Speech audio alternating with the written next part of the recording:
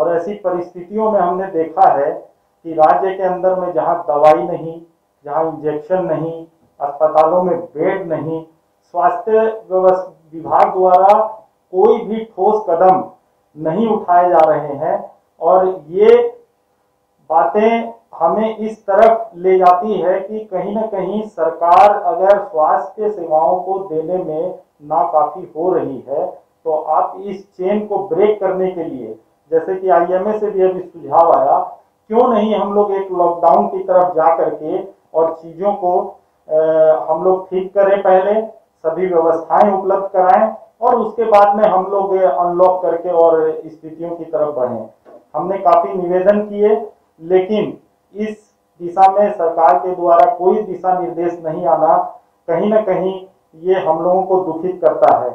और आज की परिस्थितियों को देखते हुए हमने अपने काफी सम्मानित सदस्यगणों से, हमने अपने काफी संबंधित संस्थाओं से बात की है और एफजेसीसीआई ने यह निर्णय लिया है कि आगामी बुधवार दिनांक 21 अप्रैल से दिनांक 25 अप्रैल रविवार तक 5 दिन आप सभी अपनी स्वेच्छा से स्वतः लॉकडाउन करें और कोरोना संक्रमण की इस चेन को तोड़ने में मदद करें। कोविड का सीरियस मरीज घर पे मर रहे हैं या रास्ते में मर रहे हैं, या गाड़ी के द्वारा लाया जा रहा है तब मर रहे हैं, या हॉस्पिटल पहुंचकर ना बेड मिलने के चलते मर रहे हैं,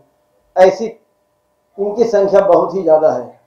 और तेज़ी से बढ़ रहा है। और जिसका कारण है कि कोरोना का जो ग्रोथ रेट है, जो उसका स्प्रेड है, उस पर कहीं से कोई लगाम नहीं लग पा रहा है, जिसके चलते संख्या एक तरह से कहिए कोरोना का विस्फोट हो गया है। आप हम पीछे की ओर देखें, 1 साल पूर्व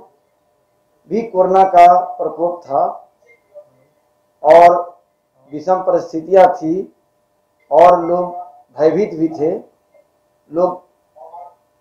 कंट्रोल में रहते थे। उस समय संख्या इतना कम था कि प्रायः जो बड़े बड़े अस्पताल थे रांची के, उसमें ही कोरोना का वार्ड खुला हुआ था और धीरे धीरे सब कुछ नॉर्मल हो गया था। आज के समय में प्रशासनिक अधिकार का उपयोग करते हुए सभी हॉस्पिटल जो भी प्राइवेट हैं, सारे आज के अस्पताल में 50% बेड कोरोना के रूप में कन्वर्ट कर दिया गया है। उसके बावजूद भी आज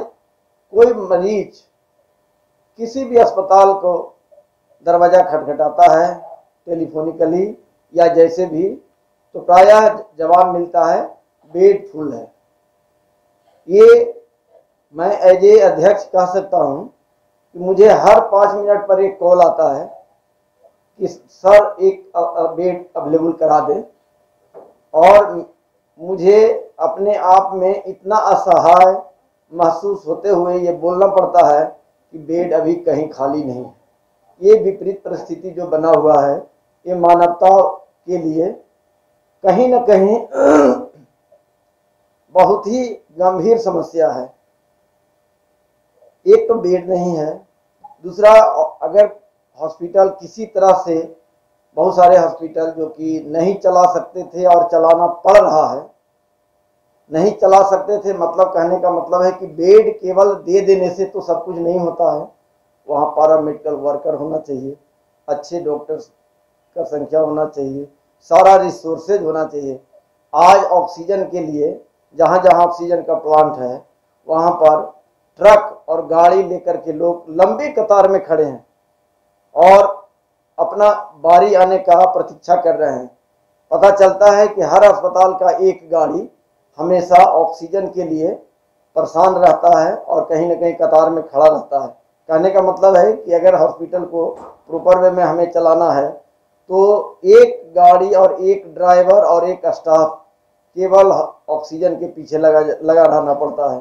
ये स्थिति बनी हुई है कि हम स्प्रेड को रोकें। पिछला बार जो हिसाब किताब था कि जब कोई RT-PCR पॉजिटिव निकलता था तो होम क्वारंटाइन पोस्टर लगा देना और प्रशासन के द्वारा उसका कॉन्टैक्ट ट्रेसिंग उसके परिवार का टेस्टिंग, ये सारी बातें कर करके प्लस लॉकडाउन करते हुए जो मेजर लिया गया था, तो अभी के समय की अपेक्षा हम कह सकते हैं कि उस समय जो इसका भयावहता था वो करीब करीब कह सकते हैं कि अभी से 100 गुना कम था। तो इस ब्रेक को लाने के लिए, ये स्प्रेड को रोकने के लिए, चेन को ब्रेक करने के लिए कहीं न कहीं से